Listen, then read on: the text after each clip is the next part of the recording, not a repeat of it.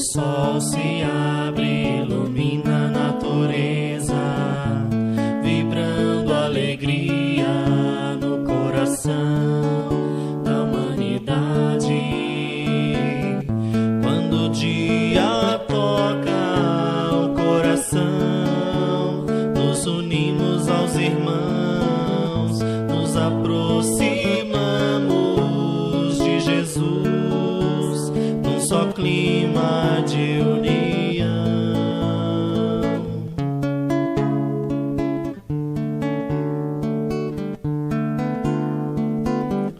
Quando o dia desperta nossa mente para o amor e a caridade, quando o dia irradia a evolução, nos educando para a vida, quando o dia toca o coração, nos unimos aos irmãos, nos aproximamos de Jesus, num só clima de união.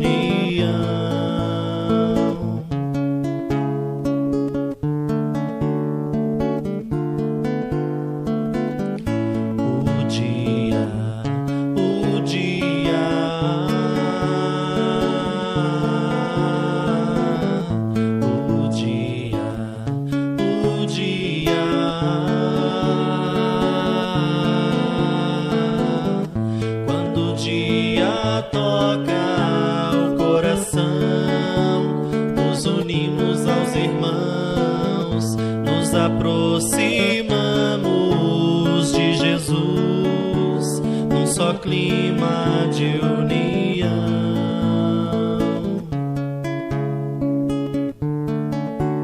Num só clima de união.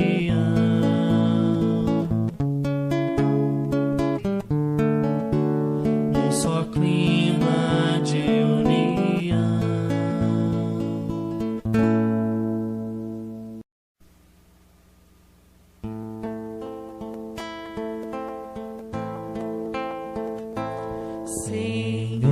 Senhor, fazei-me instrumento de vossa paz. Onde houver ódio, que eu leve o amor. Onde houver ofensa, que eu leve o perdão. Onde houver discórdia, que eu leve a união. Onde houver dúvida, que eu leve a fé. Onde houver erro, que eu leve a verdade. Onde houver desespero, que eu leve a esperança. Onde houver tristeza, que eu leve a alegria. Onde houver trevas, que eu leve a luz. Ó Mestre, fazei que eu procure mais consolar que ser consolado, compreender que ser compreendido, amar que ser amado, pois é dando que se recebe, é perdoando que se é perdoado, e é morrendo que se vive para a vida eterna.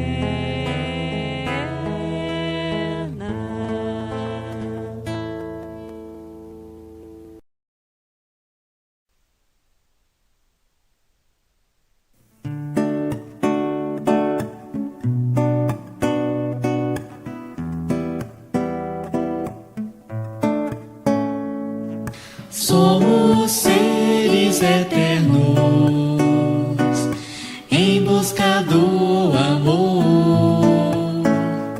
Sonhamos, sentimos e almejamos um mundo que aprenda a crescer sem a dor. Em nosso caminho, Jesus, nosso mestre, nosso tutor, que deixa-nos protegidos e amparados junto ao Consolador. É a doutrina que nos instrui e faz-nos crer que é preciso estudar e acreditar, pois sei que em algum lugar todos iremos nos reencontrar. E que bom será saber que realmente aprendemos a amar. E que bom será saber que realmente aprendemos a amar. Guia, Jesus, nossos passos para seguirmos contigo. Pegue em nossos braços, sendo sempre um fiel amigo. Jesus, nosso mestre querido, nos ensinou o amor e através de Kardec nos enviou o Consolador. E que bom será saber que realmente aprendemos a amar. E que bom será saber que realmente aprendemos a amar. E que bom será saber.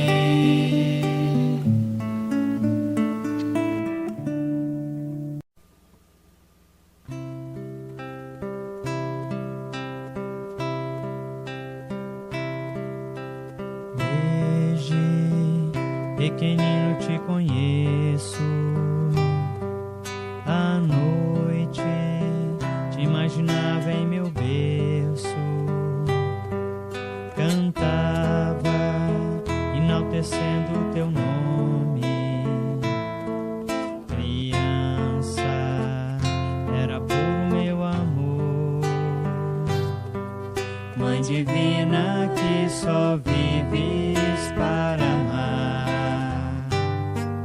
És o sol do amor que Jesus nos doou, benfeitora dos que sofrem, infelizes, combalidos. Mãe Santíssima, seu nome é amor. Às vezes eu te sinto ao meu lado e conto meus segredos para ti. Me encanto com a grandeza do momento e faço minha prece logo ali. Mãe divina que só vives para amar, és o sol do amor que Jesus nos doou,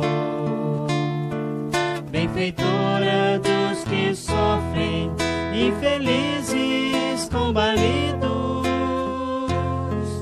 Mãe Santíssima, seu nome é amor. O Mestre que no amor nos acolheu, doando a própria mãe a todos nós, e a luz da Santa Mãe nos envolveu, estrela matinal ao sol dos sóis. Mãe divina que só vives para amar, és o sol do amor que Jesus nos doou, benfeitora dos que sofrem, infelizes, combalidos. Mãe Santíssima, seu nome é amor. Mãe divina que só vive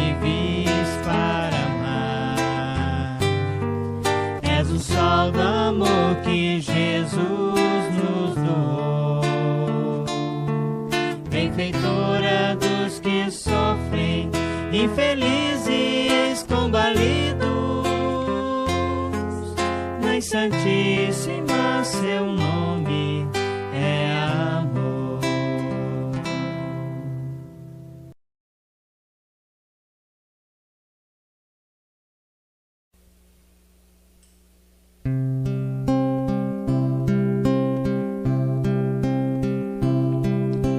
Quando vou orar, procuro o bom Jesus, e quando fecho os olhos, sinto sua luz.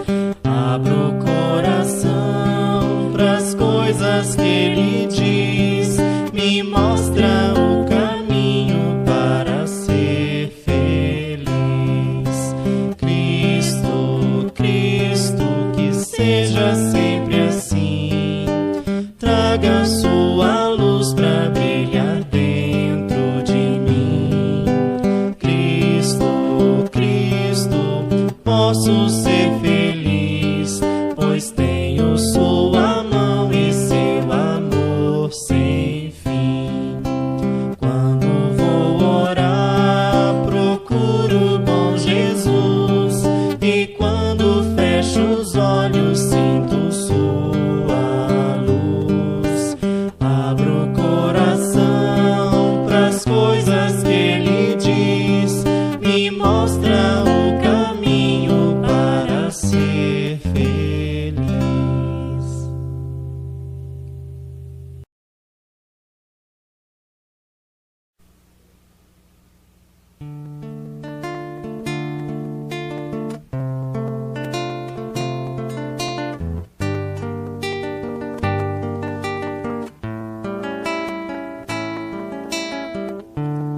Olhe para o céu, olhe para o mar, vê que maravilhas meu Deus criou. Suba lá nos montes, olhe para os bosques, vê que maravilhas meu Deus criou.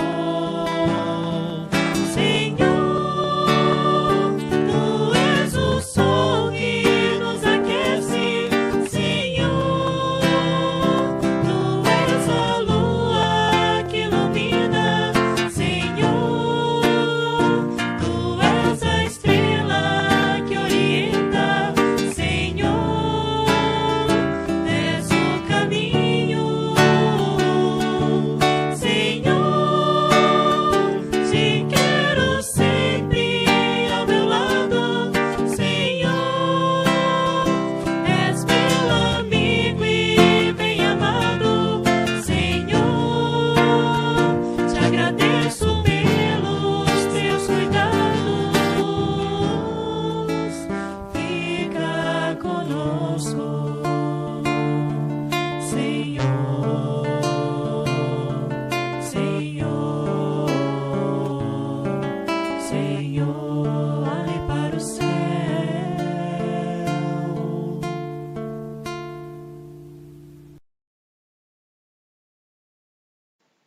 Olá, caros amigos, que a paz de Jesus esteja conosco. Vamos iniciar mais uma reunião pública e com imensa alegria estamos aqui para estudarmos juntos esta importante lição que Jesus nos traz.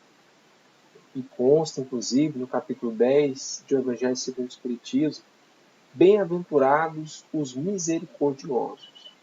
Mas antes, para dar início a este momento, quero convidá-lo para participar da prece de início. Então vamos fechar os nossos olhos, agradecer a Deus a bênção da vida, agradecer a Jesus a oportunidade de aqui estarmos, que mesmo de isolamento social, distanciamento social, estamos juntos, Senhor, unidos num só pensamento, numa só vontade, a vontade de aprender e servir cada vez mais. Por isso te pedimos, Senhor Jesus, que nos auxilie na compreensão do estudo que faremos essa noite de hoje.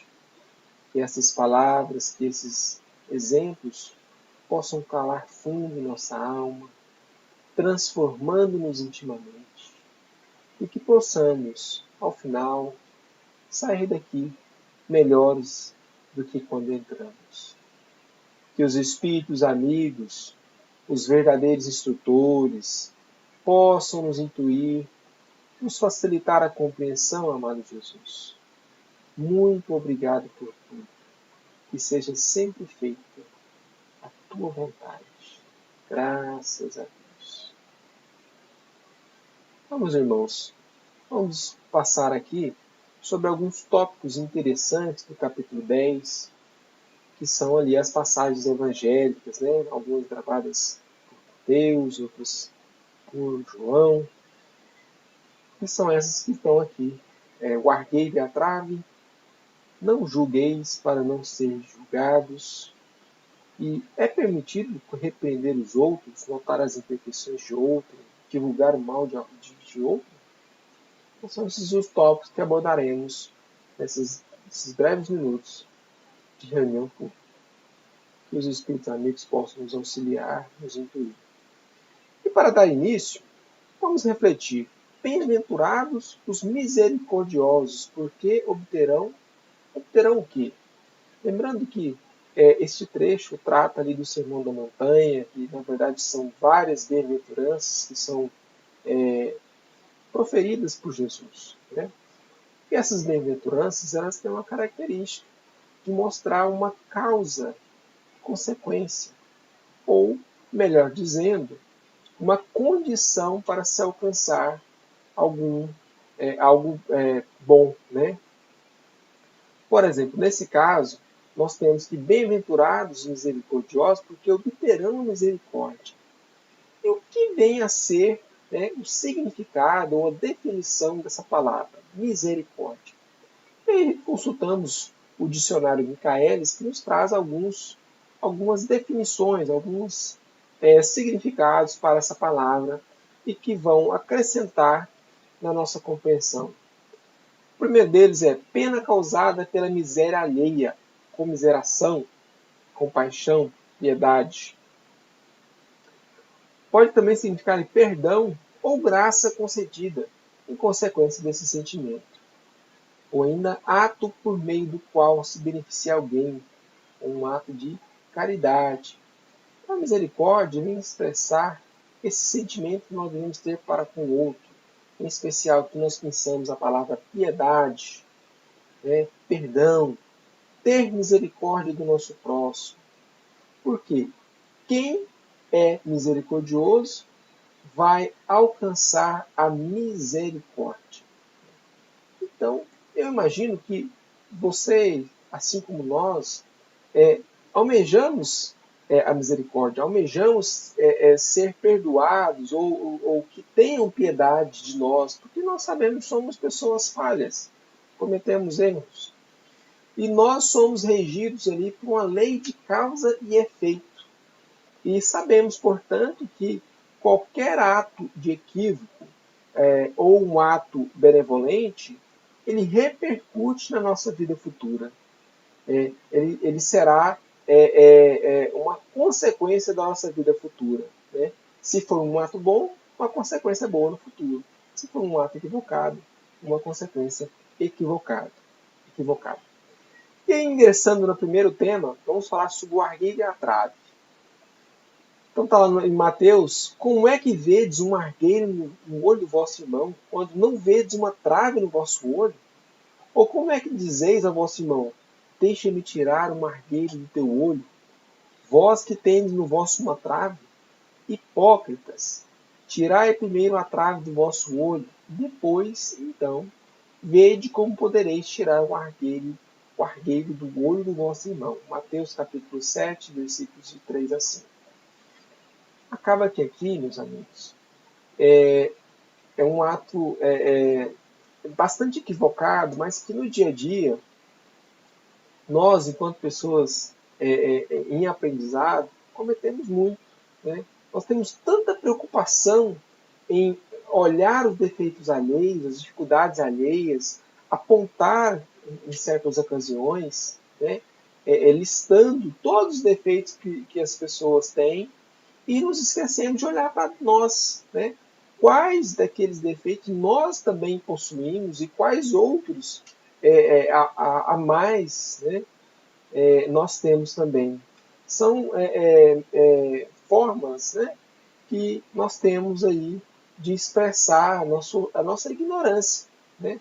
O nosso orgulho em achar que nós somos perfeitos e o erro, o equivocado, é apenas o nosso irmão. Fazem parte aí de insensatezes da humanidade, né?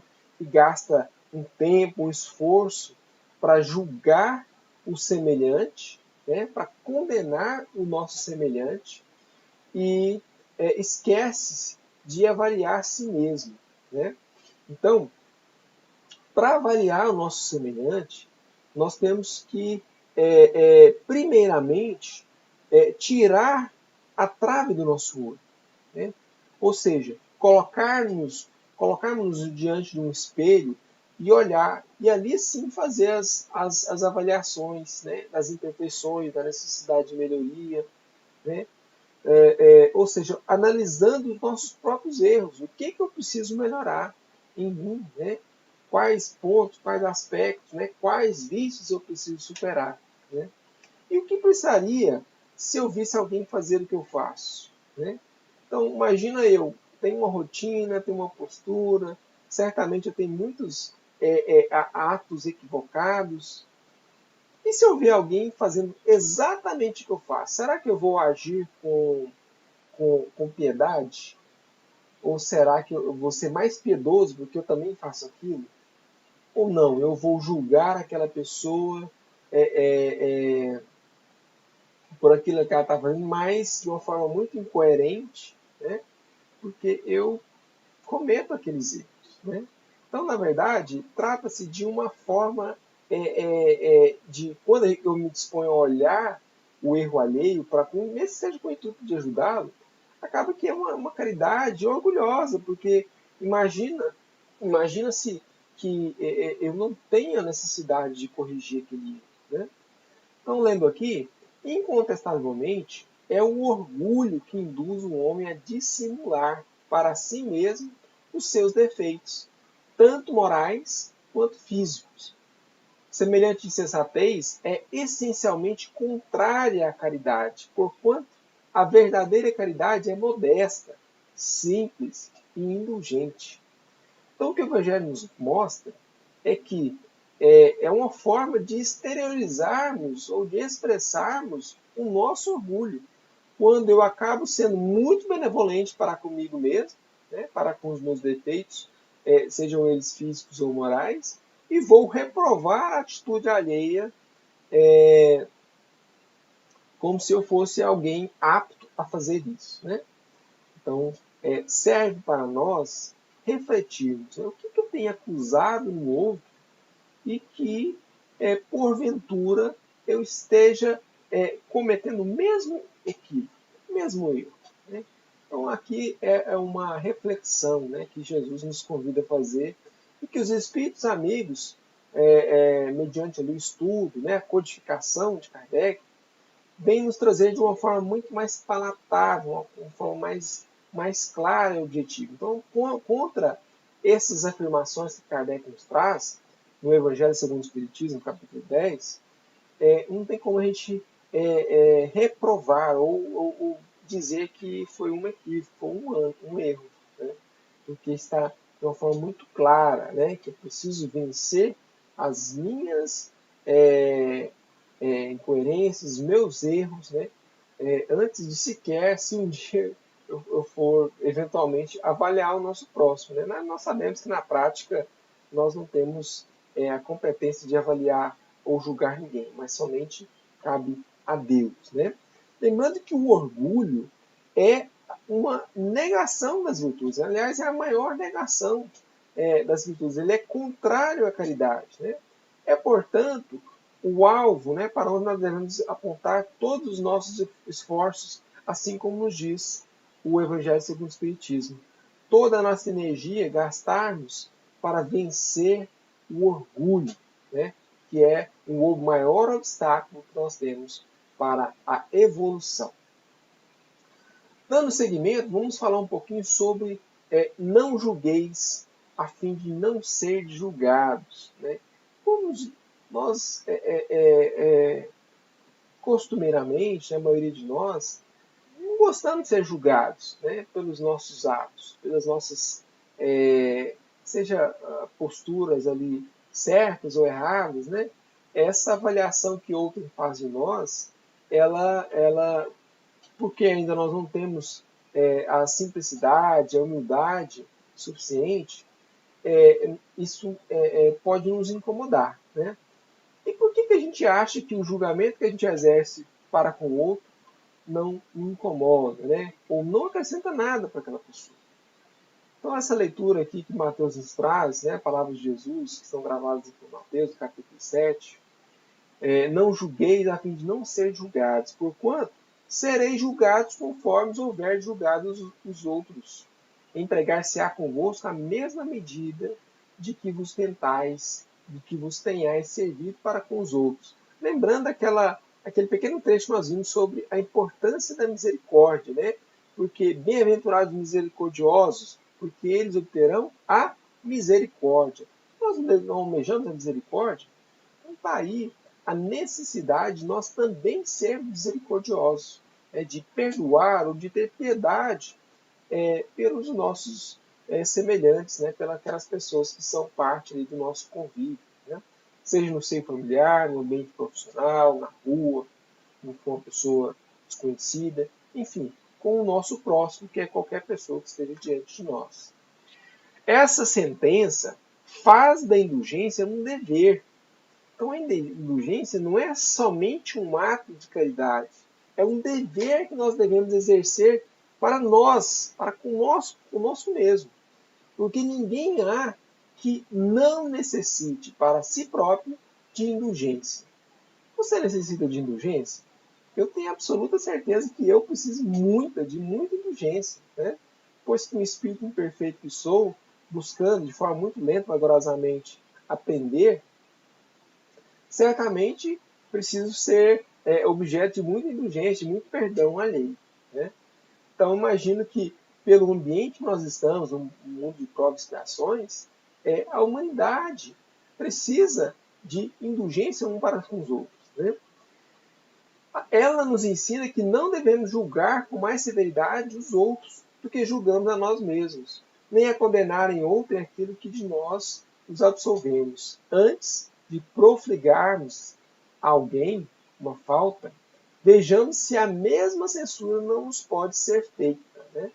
Então, antes da gente criticar alguém de forma severa, reprovar, né, de forma muito contundente, olhar, será que aquela falta ela também não é uma falta que eu cometo?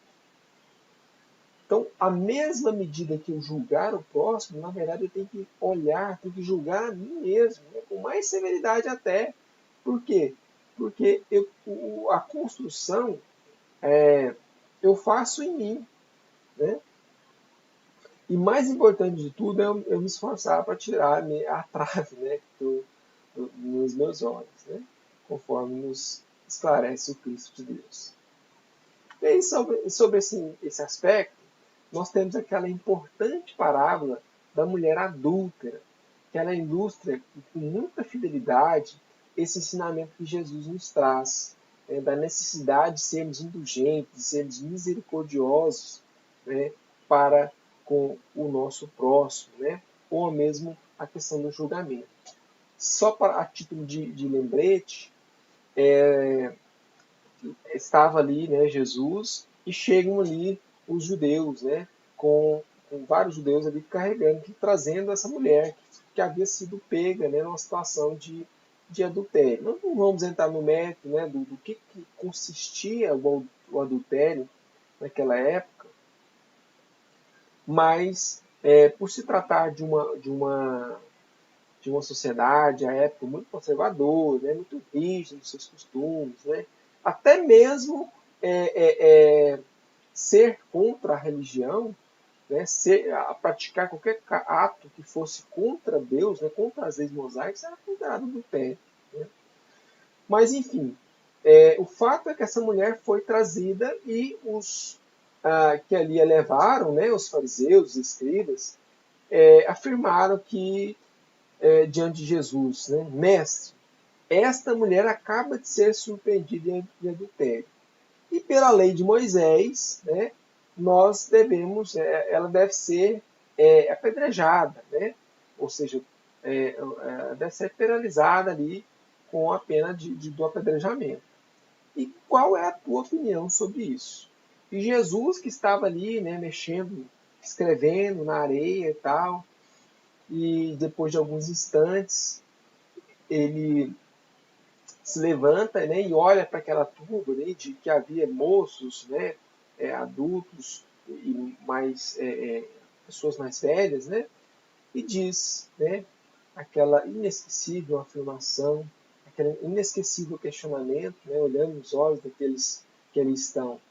Aquele dentre vós que estiver sem pecado, atire a primeira pedra. E aí voltou, se abaixando, escrevendo mais uma vez, né, com graveto, desenhando ali na areia, percebe que um a um começam a se retirar. Né? Primeiro os mais velhos, né, abandonam as pedras e vão se retirando, até que resta apenas aquela mulher. E aí eles olham para aquela mulher, levantando-se, olham para aquela mulher e perguntam: mulher, onde estão os que te acusavam? Ninguém te condenou? E ela responde: não, Senhor.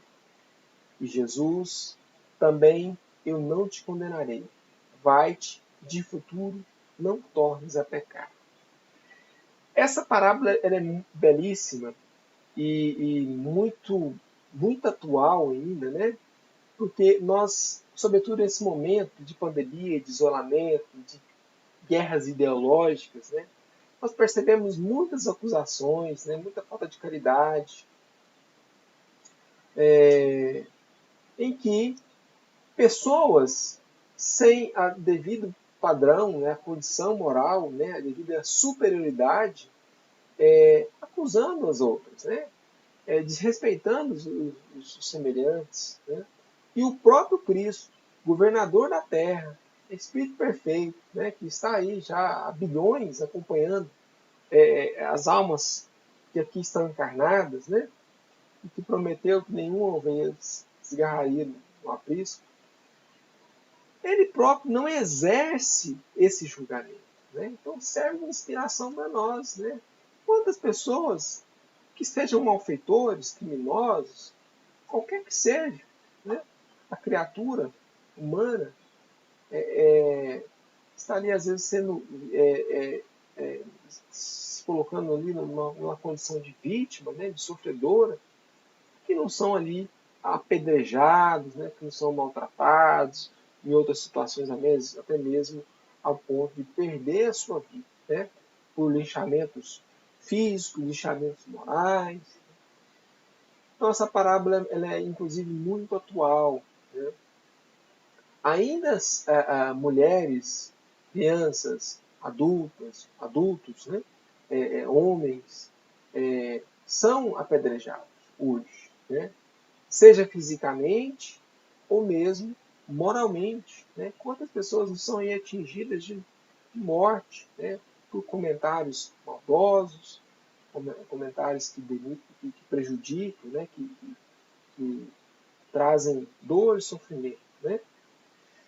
Muito bem, então essa reflexão, né? Ela serve para nós, né? Até mesmo a terminologia que a gente utiliza, né? Então nós estamos em um franco aprendizado aí, usar palavras mais coerentes, né? Que sirva de inspiração para nós. Então, diante de um ato equivocado, né, de uma reprovação, nós podemos nos comportar de duas maneiras, né? Porque nós precisamos entender o significado que Jesus traz para nós, né? Na análise, aqui já falando sobre se a gente deve ou não reprovar um ato. né? Nós podemos desacreditar a pessoa cujos atos se criticam, só que quando a gente faz isso, a gente está agindo de forma maledicente. Nós estamos praticando uma maledicência. Porque nós não estamos visando um bem maior, né? Então não há qualquer desculpa quando nós estamos diante de uma pessoa, né, que está cometendo um ato equivocado, né? Ou que avaliação nós devemos fazer disso? Agora, se a pessoa está praticando um ato errado, equivocado, ou até mesmo criminoso, nós podemos agir, né, na reprovação desse ato, né, mas com o intuito de reprimir o mal, né, de acabar ou combater o mal que está sendo praticado por outro. Neste caso, com esta intenção, pode ser louvável e constitui mesmo, em certas ocasiões, um dever. Então, nós devemos entender a afirmação de Jesus, né, quanto à impossibilidade ou não, né, de reprovar um ato equivocado de alguém, de outra pessoa, como não sendo uma coisa taxativa, né? Porque nós precisamos perceber qual é o bem que se tem, né, em reprovar ou em apontar um ato equivocado que é cometido por outra pessoa, né? Nós precisamos, naturalmente, converter para o bem maior, né? Quando nós analisamos essa situação. Então, coloca para nós o Evangelho que, né, qual é o significado dessas palavras de Jesus, né? Não é possível que Jesus haja proibido que se profligue o mal, né? Então, na verdade, quando a gente vê uma situação de mal, nem sempre vai ser um ato equivocado nosso repreender alguém que está ali praticando o mal, né?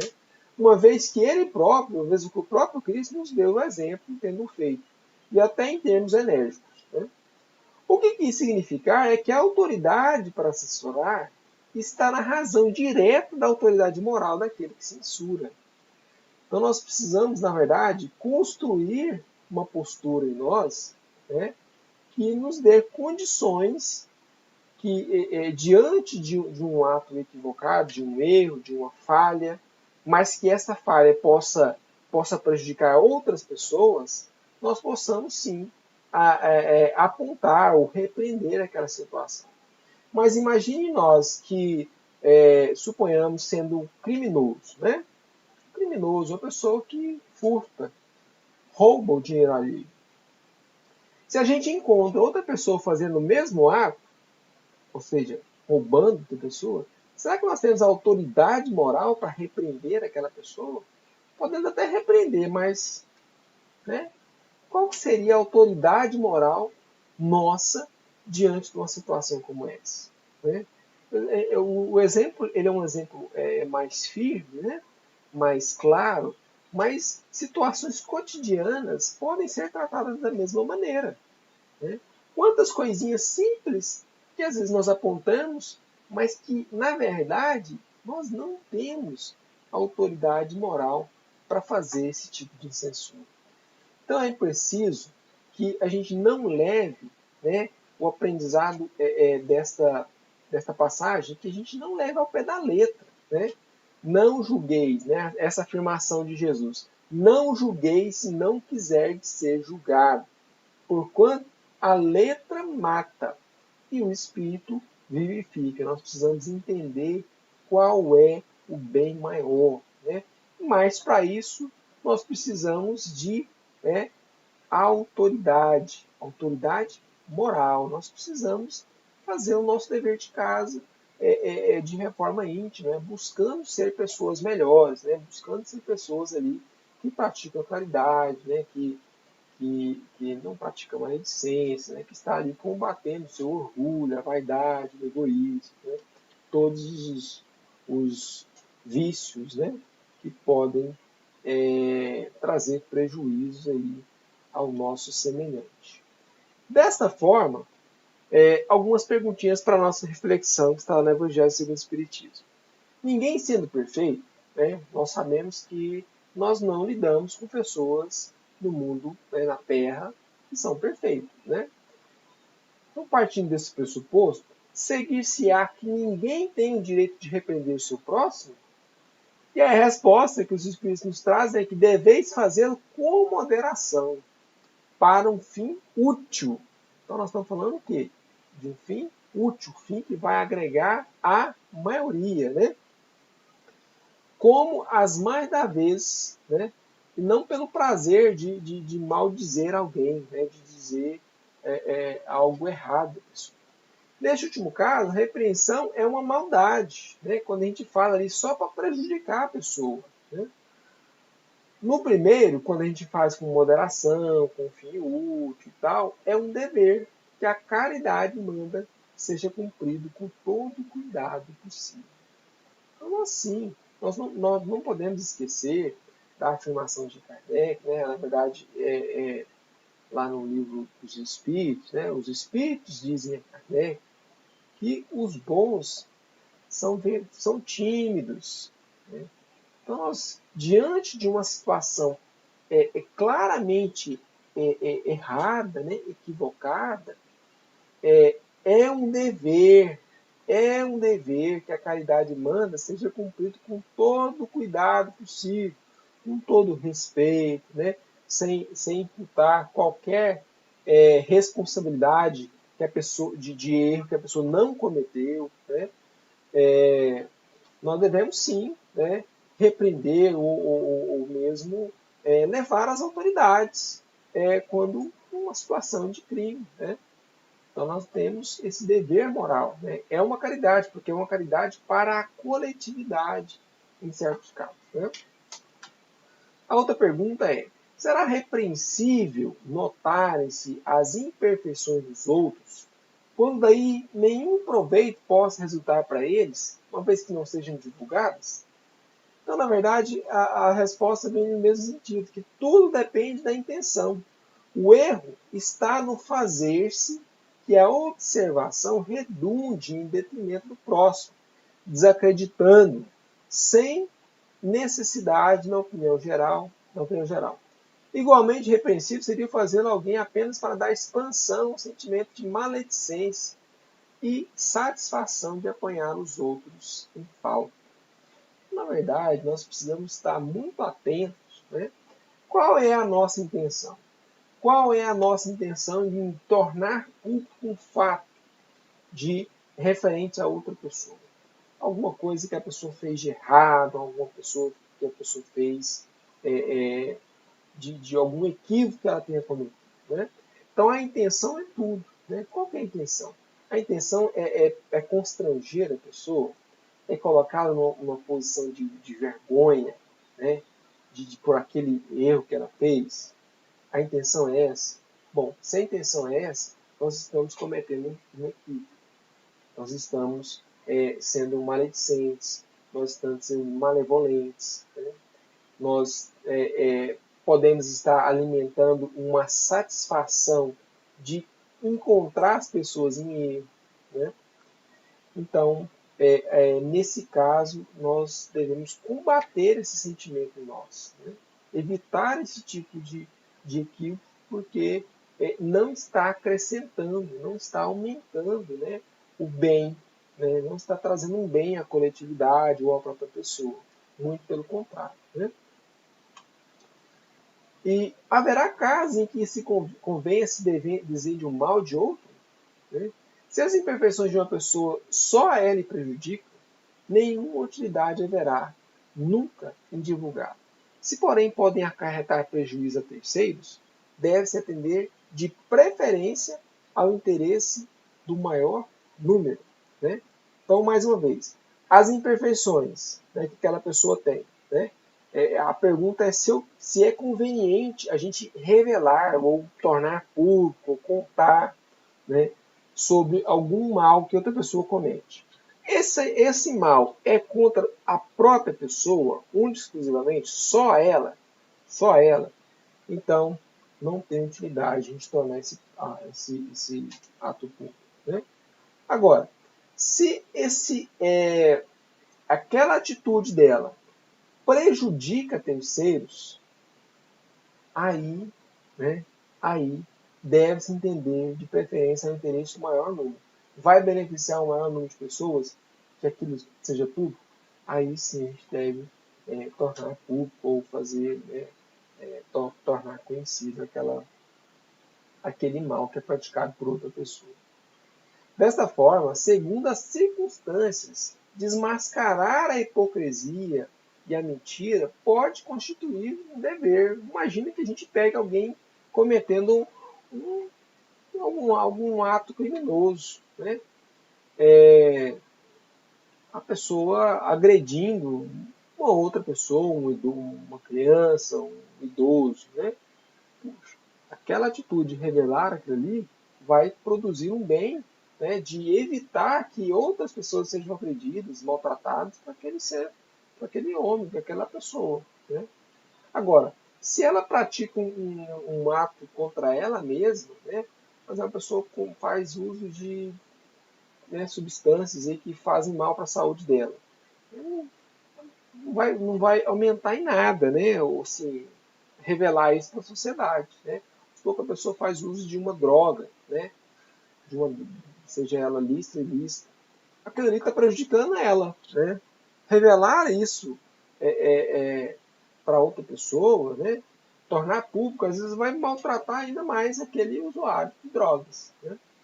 Agora, se é um criminoso, né, que comercializa droga, que está incutindo essa ideia de drogas em crianças, em outras pessoas, aí sim trata-se de um dever, né, de esclarecer, de escancarar aquele ato criminoso que está sendo cometido ali. Esses exemplos são exemplos mais, mais claros, né, mas que a gente deve entender sempre, né, de refletir, né, nos mínimos atos, nas coisas mais triviais do nosso dia a dia, né, se é conveniente ou não, né? Por isso essa reflexão que o Evangelho nos traz, né? Segundo as circunstâncias, né? Então pode ser que seja vantagem em se revelar ou outros casos que não seja vantagem. E aí a gente agradece pela oportunidade bendita de aqui estar, de fazer esses breves comentários. E vamos passar para o momento de passe, né? O passe vai ser realizado à distância, como a maioria de nós estamos vivendo nesses momentos de pandemia, estamos participando das atividades de forma remota, para trazer mais segurança para a nossa família, né? Para todos os nossos, as pessoas que convivem conosco. Por isso, o convido a pegar o recipiente com água, ou seja, um copo, um vasilhame, que possa ser colocada uma água pura, limpa, né? Para que essa água seja fluidificada em seguida e que seja ali transformada em medicamento, transformada em alimento espiritual. Lembrando que a nossa vontade é determinante, né, para que os espíritos possam atuar sobre a água, sobre as nossas dificuldades íntimas. Por isso, convidamos a manifestar, né, com fé e esperança, né, que seja ali a auxiliar naquelas dificuldades que cada um de nós temos enfrentado nos últimos, no dia a dia. Tá bom? E assim que terminar o autopasse, nós retornamos para encerrar este momento. Acompanhe, portanto, o passe pelo vídeo que será em seguida passado.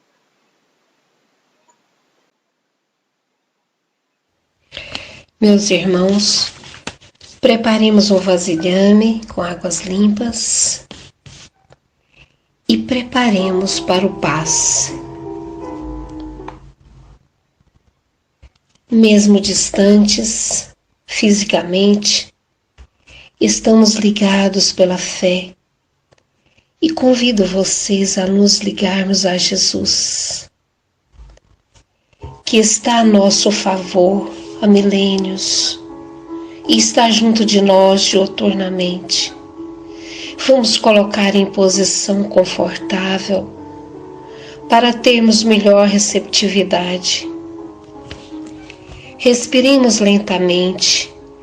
Deixemos a doce paz de Jesus Cristo invadir nosso ambiente. Inspire, expire. Encha seus pulmões de ar e solte devagar. Deixe envolver nesse ambiente de tratamento, harmonizando o corpo e a alma. Conta-nos Mateus no capítulo 8, versículo 16, que o azul dourado dos céus confraternizava com o verde queimado da terra. A brisa acariciava chegando do mar. No ar pairava algo especial. Ouviram-no e o viram mais de uma vez e constataram que jamais alguém fizera o que ele fazia ou falara como ele falava.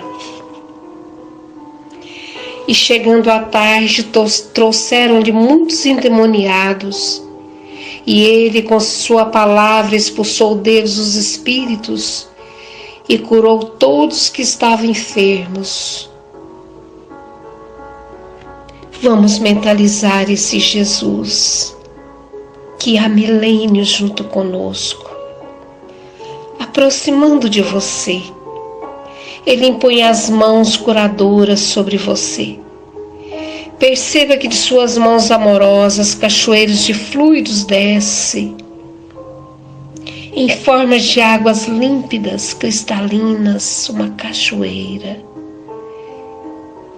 caindo em sua cabeça, banhando todo o seu ser, te trazendo paz, serenidade e equilíbrio. Sinta esse banho espiritual. Agora perceba que a paz de Jesus continua te envolvendo. Respire, mentalize Jesus como o sol do meio-dia, com essa luz imensa em sua direção te envolvendo. Sinta as energias curadoras. É Jesus te oferecendo recursos celestes. Confie no Cristo de Deus, que nos ama, quer intensamente o nosso bem. Confie nele. Vamos, absorva essas energias que fortalece e traz paz. Confie e deixe essas energias percorrer todo o corpo. Senhor Jesus, divino amigo, ainda pedimos a fluidificação das águas. Transforme em remédios para os nossos males físicos e espirituais. Abençoe todos os nossos familiares e toda a humanidade. Senhor, continue nos envolvendo no Teu amor.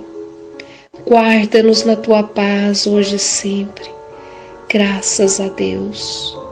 Que assim seja. Vamos, então, nesse instante, já encerrar este momento. Queremos convidá-lo a fechar os olhos, agradecer a Jesus pela oportunidade bendita de aqui estarmos. Ó Senhor Jesus, esclarece as nossas almas. Te pedimos a coragem necessária para vencer as dificuldades íntimas que carregamos, que possamos nos tornar pessoas cada vez melhores, mais caridosas, mais humildes, através do Teu exemplo. Fica conosco, Senhor Jesus. Acompanhe-nos durante a semana, auxiliando-nos nas nossas dificuldades mais íntimas. Muito obrigado por tudo. Que seja sempre feita a tua vontade. Graças te damos por tudo. Que assim seja. Graças a Deus. Muita paz a todos.